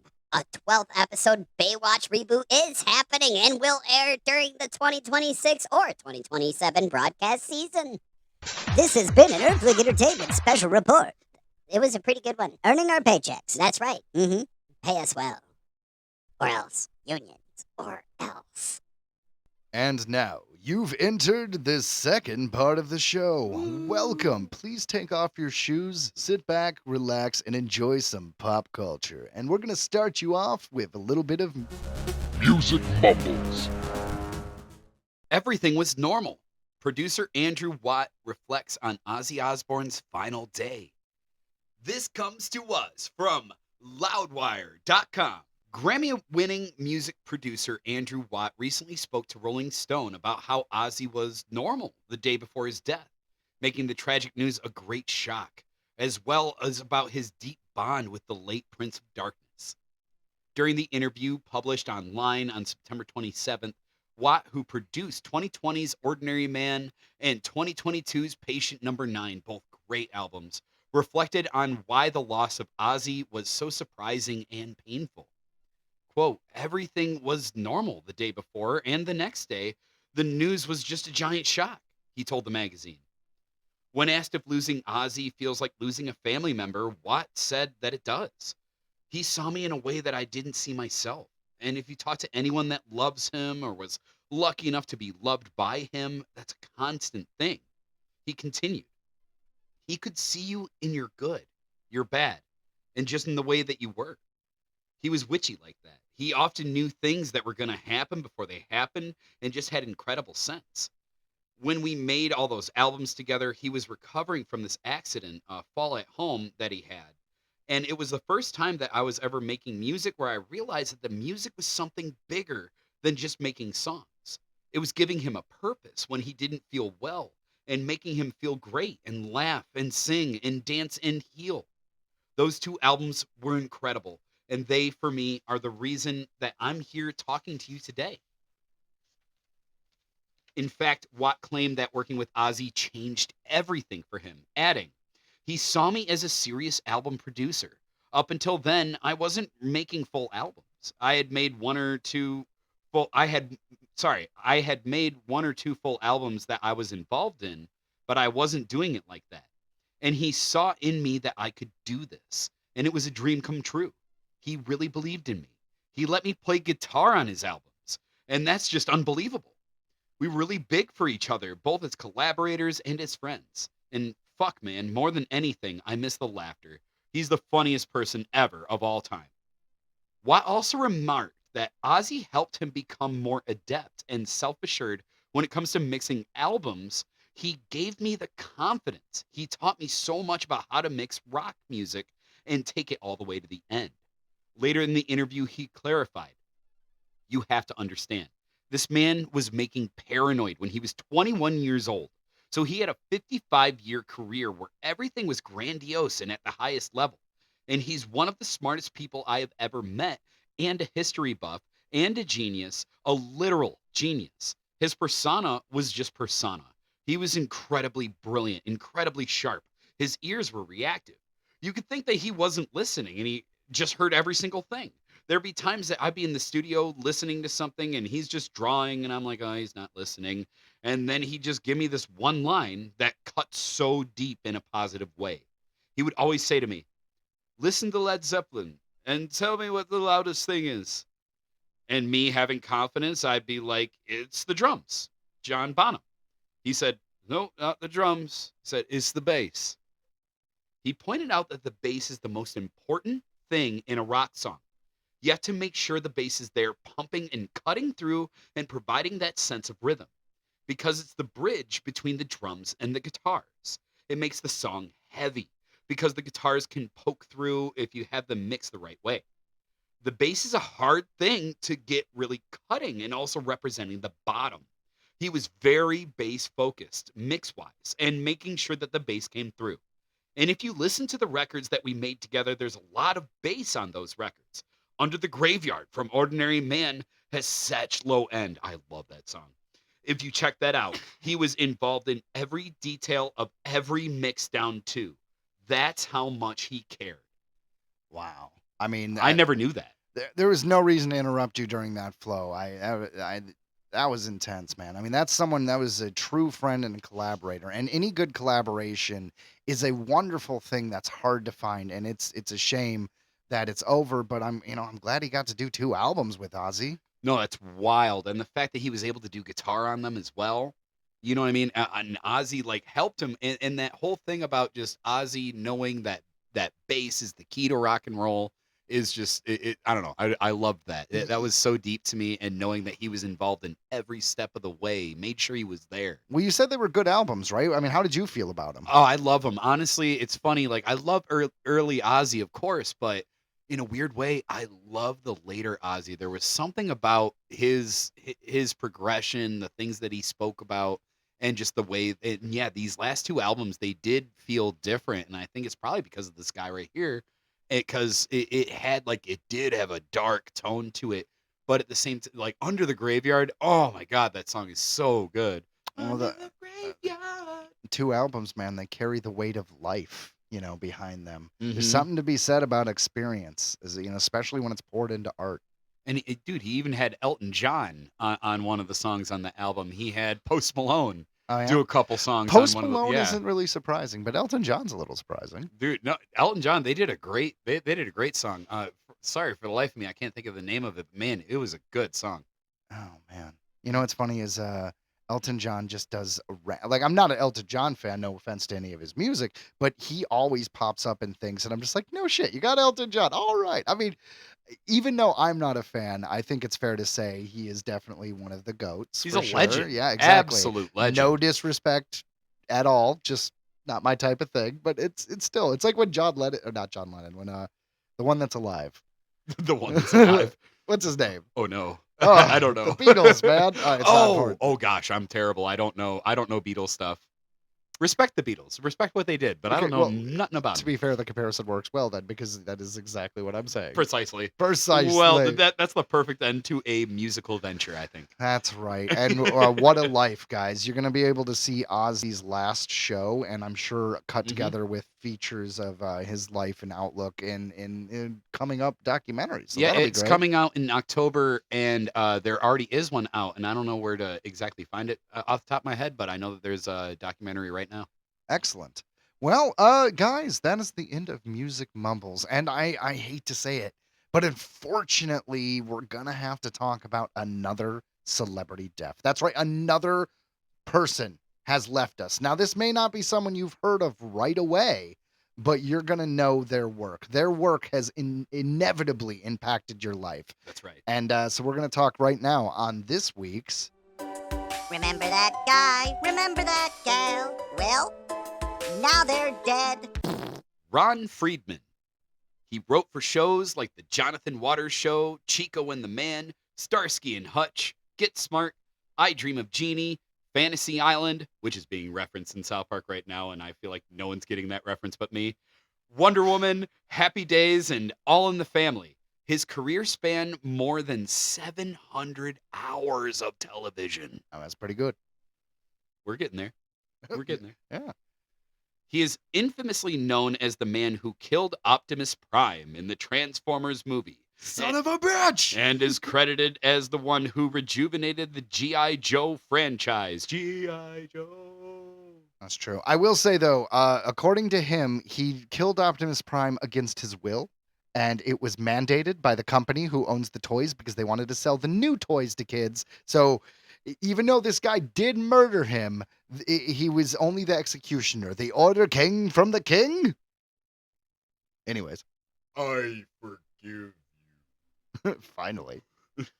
According to his wife, Valerie Friedman, the talented writer passed away on September 16th due to complications from a lower gastrointestinal infection. Ron Friedman was 93. Oof. But I mean, you made it to 93. Not At bad. 93, like anything could get you. You can get a cold. Like he sneezed and hit his head against the sink. Like Dude, anything. shit happens, dude. Dude, what a career. Well done. Amazing. I mean, how many shows is? I mean, these are some popular shows. Now, granted, the Jonathan Waters show was before our time, and I've never heard of it. But obviously, Fantasy Island, Wonder Woman, Happy Days. These are all things. I Dream of Jeannie. These are all things that we still know of years later. I mean, that's a legacy. That's insanely epic. What a life lived. And dude, cheers, man, to Ron Friedman. Cheers to Ron Freeman. I do want to say one last thing though. You know Chico and the Man? I thought that was a joke. I don't know if it was on South Park or if it was on Family Guy, but they were referencing the old show Chico and the Man. I thought it was made up. I thought it was a joke. I actually looked it up. It's this show from the 70s that, you know, for the time wasn't weird, but I don't know. Ron Freeman, I pour one out for you. Poured.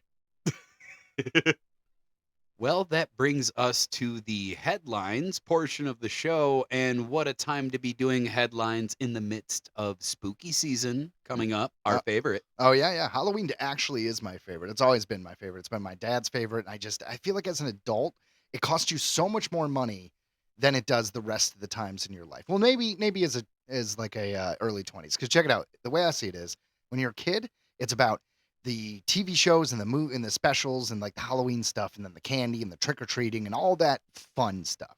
Then when you're like over 21, we'll say, it's about the bars and the partying and the crazy parades and all the fun, the party scene. And then as an adult, there's two stages. Now, sometimes they go hand in hand, sometimes they don't. But as an adult, you're going to adult parties or making haunted houses, or you're doing all the kid stuff with your kids, right? So there's like 3 stages of Halloween. And now that I have kids, and now that I'm an adult, I don't know if I have the money to do the haunted house stuff I want to do. But, you know, taking your kid trick-or-treating, that's a given. Well, and then you got to decorate, right? And, you know, at our place, you know, so now we're putting decorations outside. Then it's like, oh, then you got to buy candy, right? Like, so whether or not we could be there, put out a bowl of candy, Well, whatever. you just moved, so do you know if trick-or-treaters happen in the area? Did you ask any neighbors and stuff? Because where my mother lives, for instance, in Dearborn, it's not a community that trick-or-treats. So there's like no trick-or-treaters at all. We were thinking about asking the office. We should do that. But I assume that I see a lot of kids in the neighborhood, and we're going to put lights out and stuff like that. So, Are you carving the pumpkins and everything? oh, totally. Oh, yeah. And so, you know, I mean, then you get to the candy, like you were saying about the money. How expensive are those friggin' bags of mixed candy? It's ridiculous. It's like, that'll be $40. You know, you used to get pissed off as a kid when you got handed the dum-dums or like the pennies or like the books. What is it? The bag of Better Made chips. Now, if you're in the Detroit area, Better Made is a company from Detroit. So we used to get, it's just the quarter bag of chips. They're not a quarter anymore, but you know what I mean? The 35-cent quarter bag of chips back in the day. That was ours. That's right. Better Mades. That's right. Better Made for good reason. I never got an apple or anything like that. I have. You did? Yeah, I've gotten apples in the past. I've gotten like quarters. I've had old people hand out quarters. quarters. is cool though, because that's a lot of quarters, man. How many quarters you giving away to kids? Yeah, there wasn't that many people handing out quarters though, so you just end up with a few quarters. Well, fair You know? enough.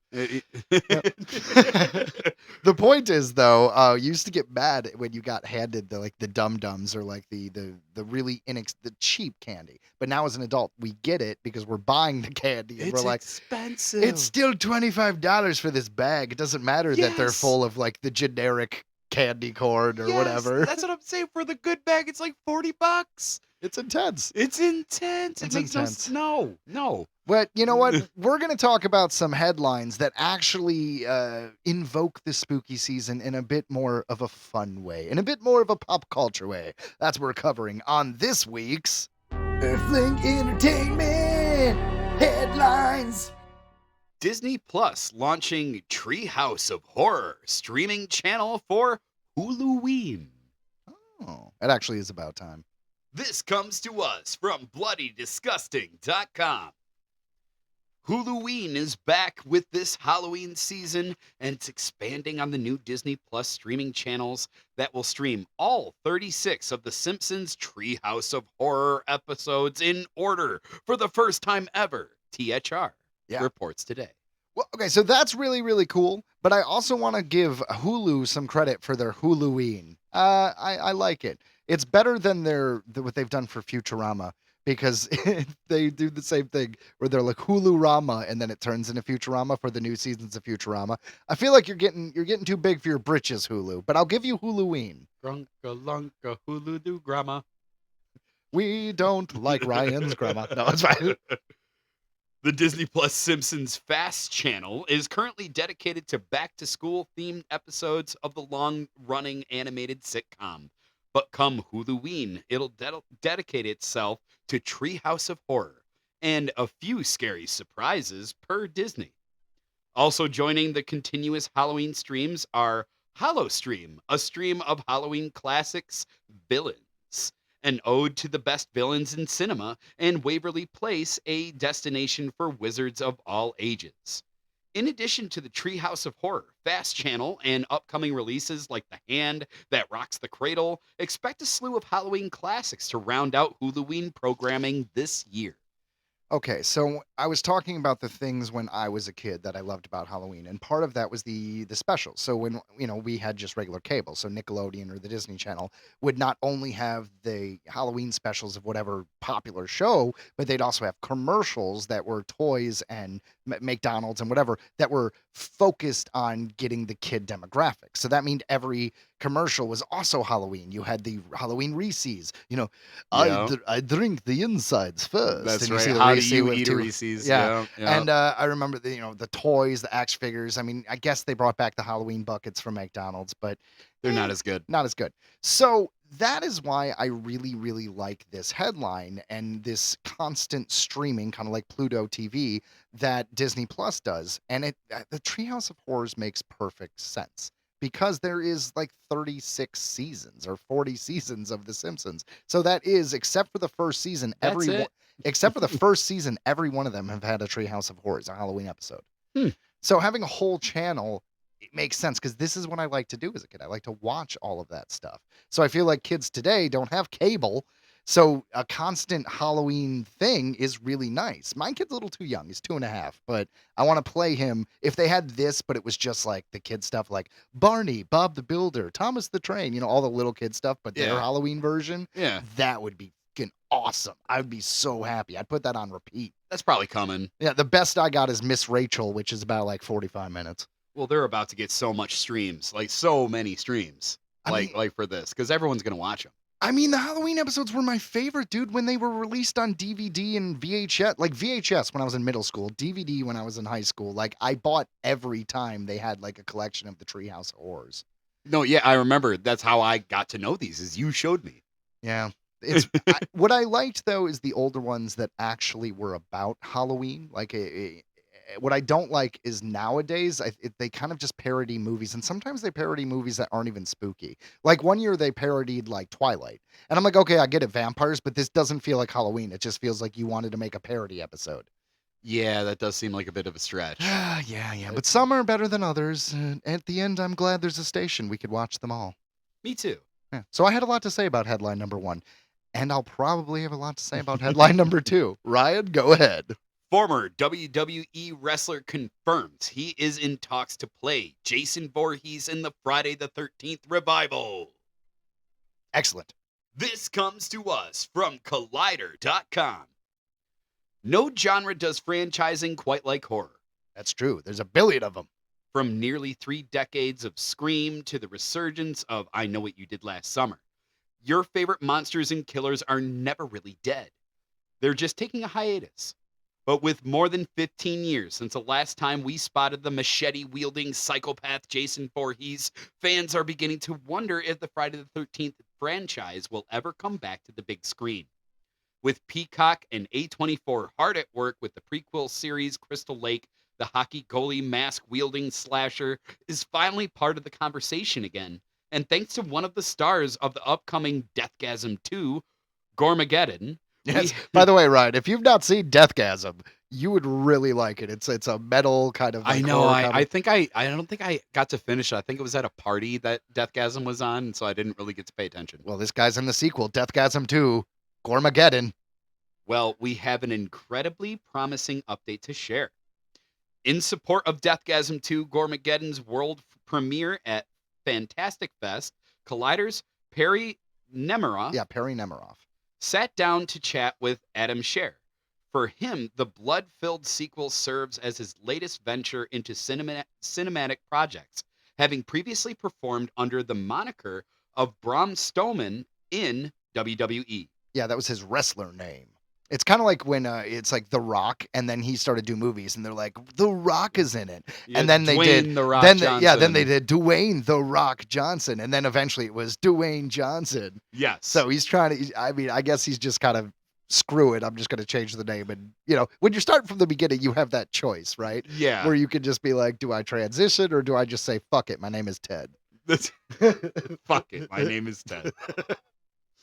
Now gaining. I'm just saying. Do you think Whoopi Goldberg's real name is Whoopi? It's Deborah, bud.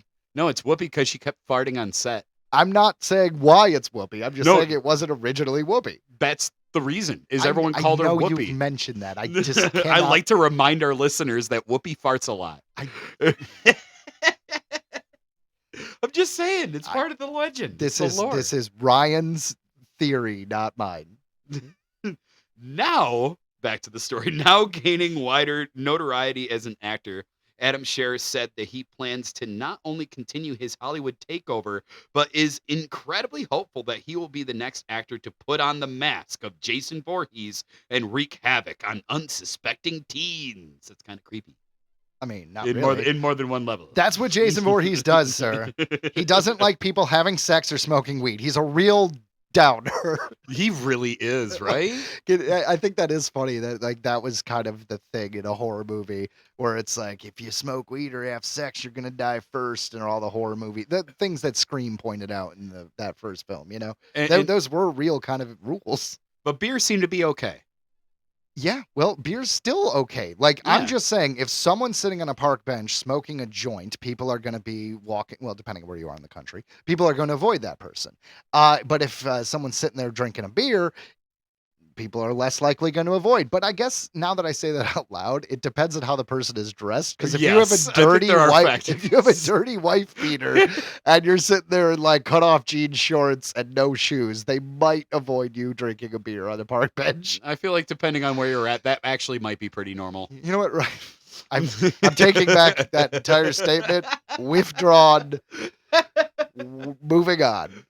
So, after being asked by Nemiroff which iconic horror franchise he'd like to be a part of, Scher didn't hesitate, quickly responding, "Oh, Friday the 13th, Jason," adding that he would gladly shave his beard off to play that character. Breathing hope into a long-gone franchise favorite and teasing that there may very well be something already in the works that just hasn't made it into the light of day yet, Scher added, "There may be some talks about it with people that I know and my agency.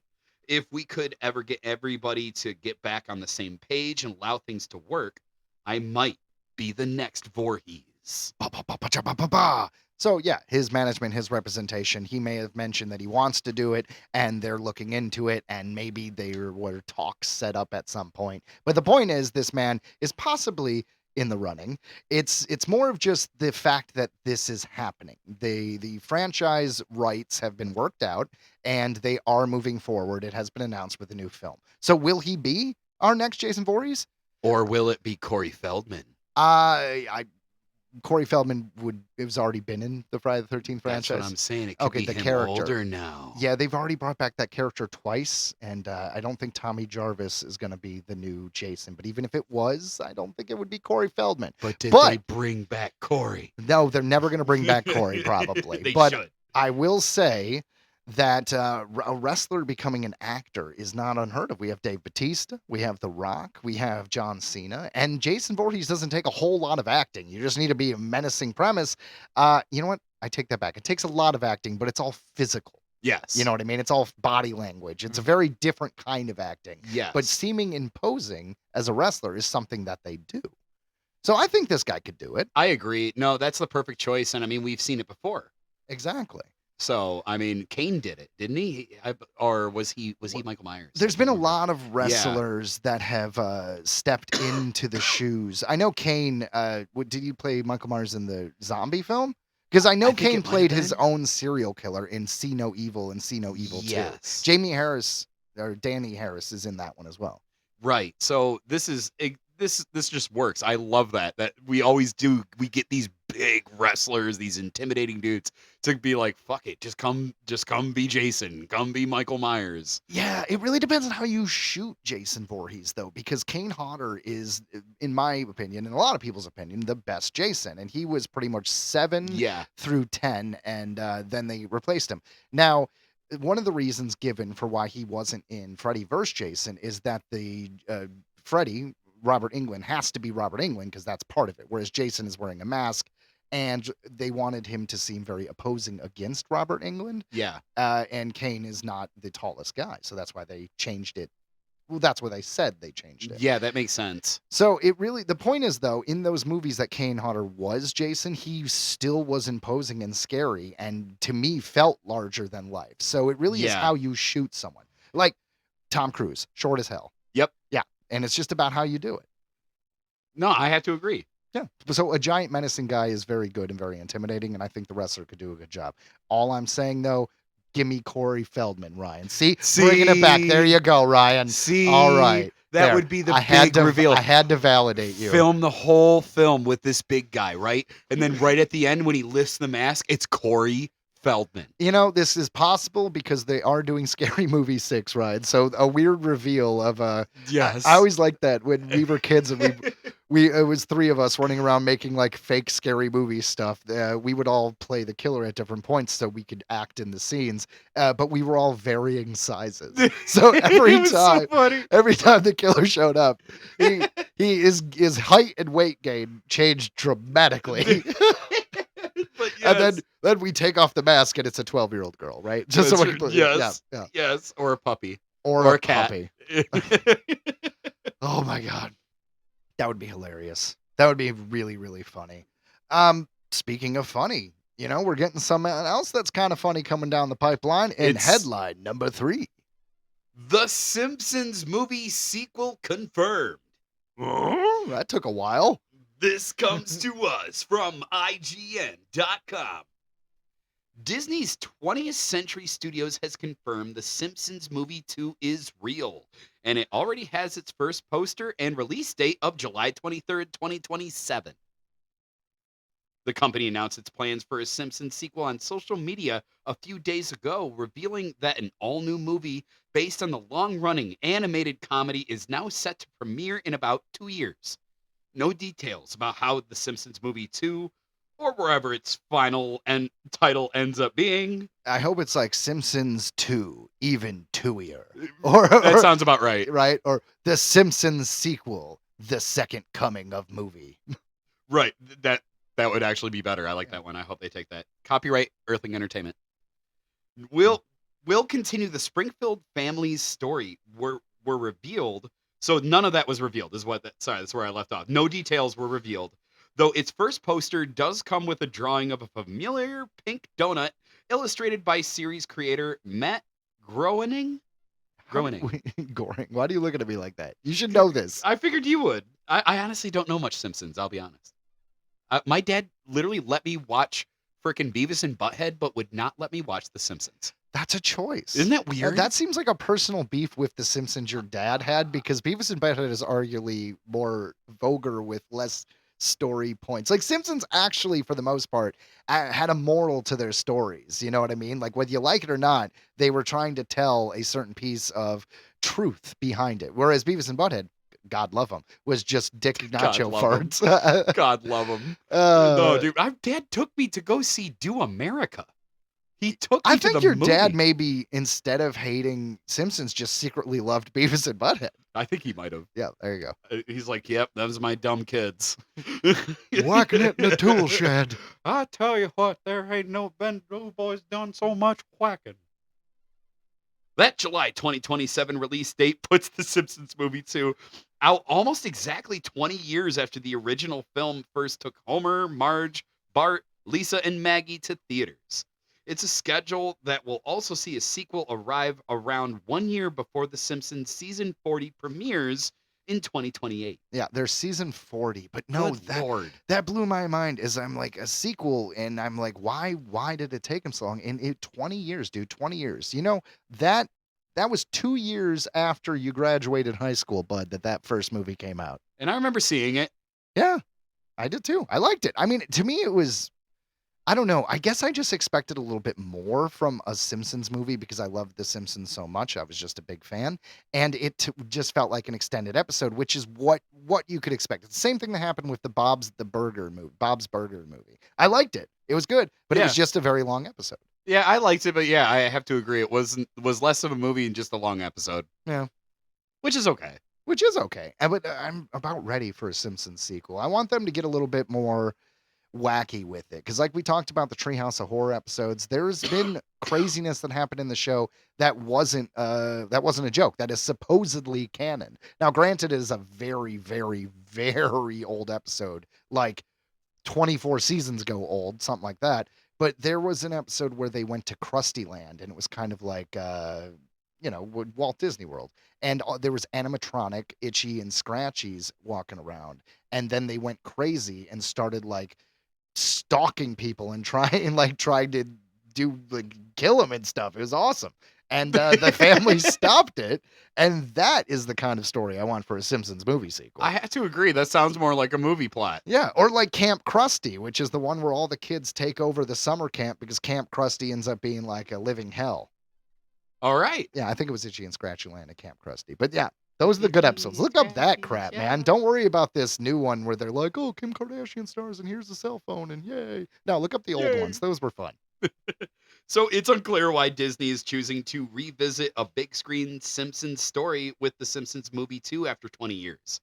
Groening last teased the Simpsons movie sequel in 2019, promising at the time that there would eventually be a follow-up one of these days. So, are you excited for another trip to Springfield? We know we are. That's we right. put the spring in Springfield. I remember that song. Yeah, we put I was like, who can the garbage man can? I remember it was probably around high school, and they advertised that as this is the 300th episode of The Simpsons. They made it to 300 episodes, and it was Homer becomes in charge of the city's waste disposal, and he gets all the garbage man and makes ridiculously promises and bankrupts the whole department in like 2 weeks.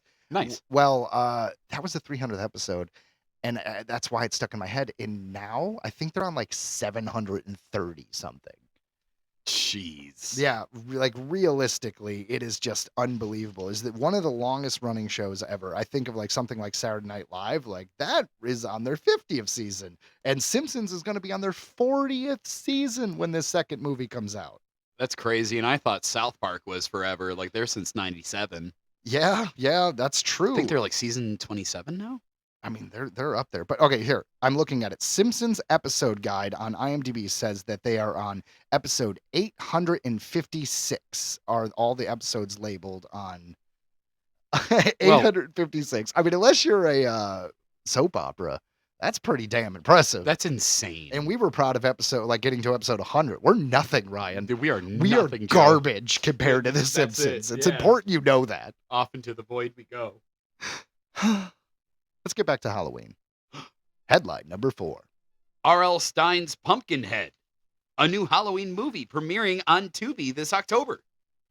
This comes to us from BloodyDisgusting.com. A brand new R.L. Stein horror tale is headed our way this Halloween season, with the Hollywood Reporter announcing the project R.L. Stein's Pumpkinhead this morning.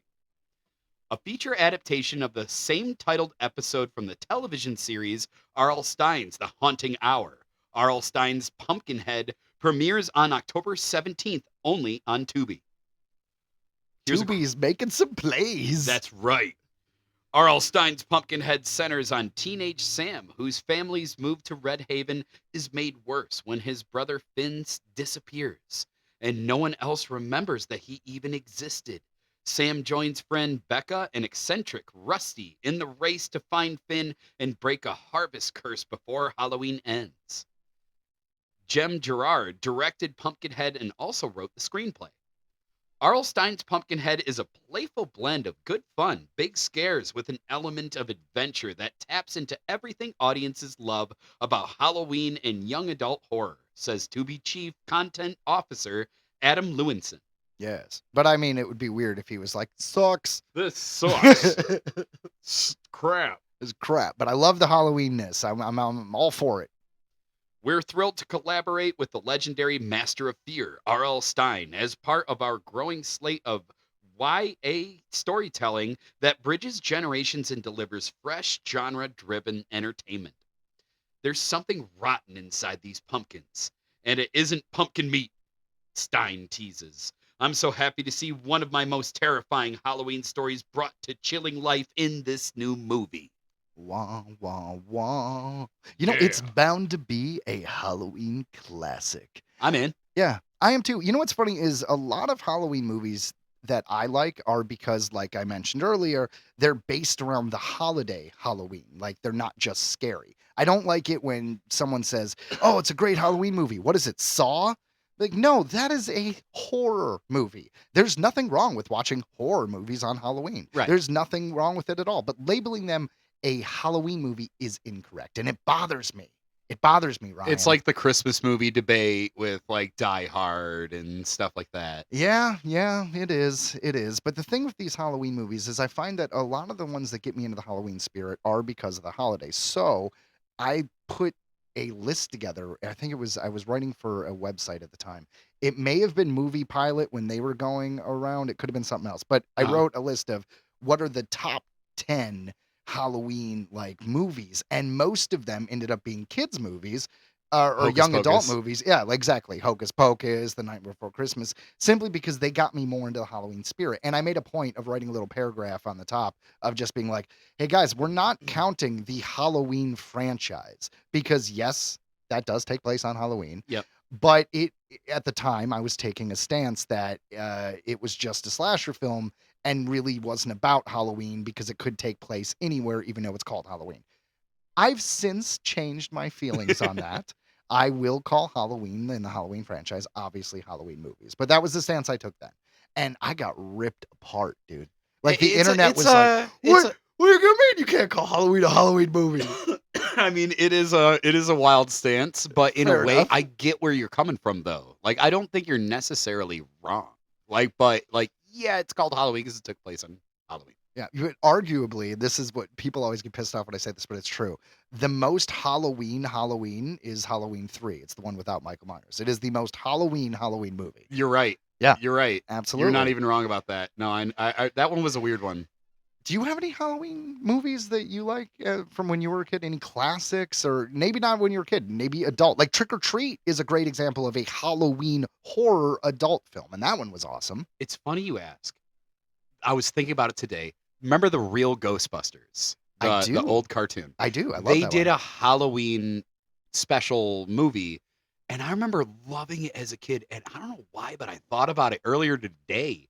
And now you're asking me what was that was, I don't know what it was called, but it was the real Ghostbusters. It was like a Halloween special, and it was awesome. And like this little kid like stood up to a bunch of monsters and proved that, being good and caring was what mattered. Yeah, And- man. and- Saturday and- morning cartoon shit. I love it. Right. Don't and- do drugs and like, bullying is bullshit. Yeah, and she won with like The and I power of love, and the Ryan. Ghostbusters like came up and they were like, "See, she's not worried about what you're worried about," and like stuff like that. Like I have like a distinct I kind memory. of want you to like find that because I want to watch it, man. Dude, I'll find it. Yeah. Do it. You know what's kind of coincidental is I've been watching the Extreme Ghostbusters. Now, the Extreme Ghostbusters, they had 40 episodes. It was one season, but 40 episodes, so They pretty beat the ghosts. pretty significant. No, it was a sequel series to the Extreme Ghostbusters. And so Egon is teaching at a college, and he explains that the Ghostbusters disbanded because there was no more ghosts in New York.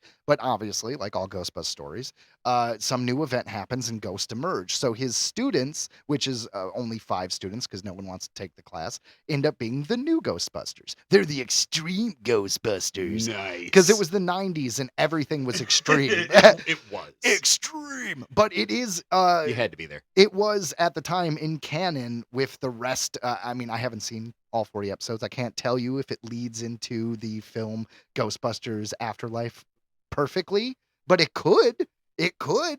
So this is arguably canon of what the Ghostbusters were doing in the 90s. That's right. Anyway, I just happened to be watching this because it came on sale on Fandango at home digitally a few weeks ago, and I just bought it because it was on sale for like $10 all the whole season. So weird that you were thinking about the old weird. Ghostbusters. Dude, that's funny. That's funny. But I mean, other than that, I mean, obviously, you already said Hocus Pocus, Nightmare Before Christmas. Yeah, yeah. I was a big Friday the 13th fan as a child. But those aren't Halloween. Right. But yeah, that was exactly. So it falls in that category of horror that I Loved, yeah. and I roped in with Halloween and obviously like Stephen King stuff. But once again, not Halloween. You know, Jason Voorhees and Friday the 13th is like one of my ultimate favorite. It is my horror franchise. So I'm not going to argue the merits of that franchise. But when it comes to Halloween stuff, you know, there was I believe, and I'm just throwing the year out there because I know it was mid-high school. So 2002, 2003, Christopher Lloyd starring film made for TV. It was an ABC Family original movie, and it was called When Good Ghouls Go Bad. I loved that Halloween movie I'll bet you did. so much, and I can't find it anywhere. It's Aw. not streaming anywhere. I don't know if they ever released it on physical media. I mean, you could find it on IMDb or like little previews of it. It's not like it doesn't exist, but I cannot get a hold of that. But that was I love that childhood. Like, that was my Halloween movie, and it was a guilty pleasure in high school because in high school I'm like, I'm too good to like this, like, you know, made for TV family movie, whatever. So it was a guilty pleasure. Okay. Yeah. So I have to say, because I mentioned it earlier, so if Die Hard is considered a Christmas movie by Yeah. people like that, Sure. then E.T. is a Halloween movie. See, but you know what?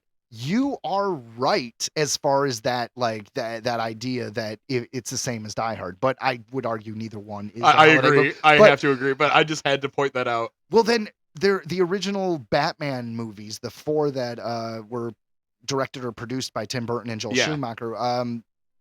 One of them was a Christmas movie. I think I think a Christmas movie was was Batman Returns, and then the next one was a Halloween movie. I think what was it? Batman Forever was Halloween. Yeah, in the same way that Forrest Gump has now kind of become a New Year's Eve movie, people try to time it out. What? Yes, Why people is try it to a time New it out Year's Eve movie? because they have they bring in the New Year in with- that movie. in that movie, So and they play it at the right time. Yes, and people do it so that you say Happy New Year with Forrest Gump and Lieutenant Dan. I mean, it feels like if you're gonna do that, you could arguably do that to a porno. Yes. Or anything where there's a big climax or shootout. What was Happy New Year indeed. Woo! Or what was it? The Dark Side of the Moon, the Pink Floyd Yes. album. If you play it at what was it, the second or third Lion Roar at the MGM beginning, And it then actually does. it would line up with Wizard of Oz. I did watch, like, I think it was on YouTube. Someone has uploaded it with it perfectly sequenced, and it really does. Yeah, It really does. Like, I always thought it was just bullshit. but it actually lines up pretty good. Yeah, I didn't believe it. I was like, yeah, right, whatever. Do enough drugs, of course it's gonna seem that way. But nope, it actually kind of fucking does. It's weird. I don't know if I've ever done it or just did it a long time ago, so I really don't have much experience in that one, Ryan. Huh. I love Pink Floyd. I do too. I love Pink Floyd a lot. I got into it after high school, and You ever see him? Of course not. I am living in 2025, right? I got to see him twice. Yeah, but not all of them. No, it was like Roger Waters did The Wall, and then I got to see the Dark Side of the Moon. Yeah, I don't know. It doesn't really count. Like I got to see Sublime with Rome. Does that count? Is Yes. seeing Sublime? I don't know. The singer's dead. It's not the same thing. I think If I saw Linkin Park today, it wouldn't be the same as seeing Linkin Park in 2005. fair. Okay. But the only time I got to see Static X was recently, where the singer of Dope now wears that crazy mask that makes him look like Wayne Static, and that's the only time. But the rest of the members are original, and I don't know. I enjoyed it. I thought it was like I'm like, well, I miss Wayne, but this is pretty good. Well, Ryan enjoyed it. And tell me, did you guys enjoy this wonderful episode? If so, please make sure to download it and actually, that's it. Just download the damn episode. It'd help us out. We enjoy the downloads. It nourishes us. And if you could, please share us with a friend, with your grandma. Grandmas love us. We talk about all the things they like to talk about. Ask Grandma if she saw a UFO herself, because my grandma did. We should have a segment where she's like, knitting with Nana. Dude, knitting with Nana. Knitting with Nana. Okay, that's coming up if soon, I could guys. find a way to make that work in a way that we actually have something fun. Like if we let's hire an old lady to do a segment. We could just hire an old lady to like do anything that's just too vulgar or fucked up for us to do. Could and we just have her do it? Let's just I get don't the know. goblins to find somebody. They come in and do the special report. I mean, maybe they could find, some granny. Look, dude, I'm a union guy, but they're costing us a lot of money. And then the insurance. Now they're fighting for dental. And I'm not saying they don't deserve it. I'm just saying we can't afford it, Ryan. I mean, they're worth every penny, Joe. They're worth every penny. So, guys, thanks for listening. Tune in next week. And see ya. Goodbye.